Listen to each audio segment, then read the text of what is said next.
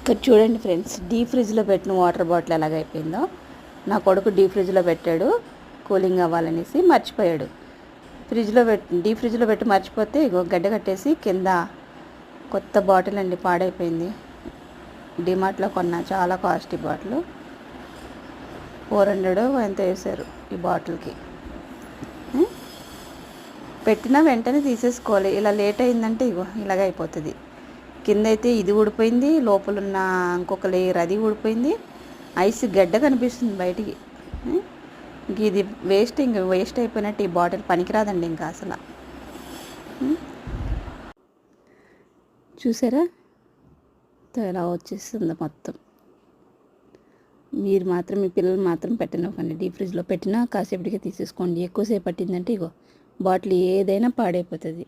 ఇదివరకు ఇంకా steel bottle ఉండేది, అది అలాగే పెట్టారు. అదైతే ఇంకా కింద నిలబడకుండా ఇట్లా వంగిపోయింది. ఇట్లా అయిపోతాయి అన్నమాట. ప్లాస్టిక్ అయితే ఇంక చెప్పక్కర్లేదు, పగిలేపోతాయి.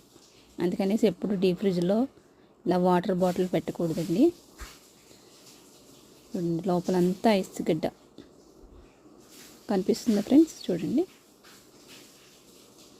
మీకు కూడా చూపిద్దాం అన్నట్టుగా ఈ చిన్న షార్ట్ వీడియో అయితే తీస్తున్నాను. అందరికీ తెలుస్తుందని.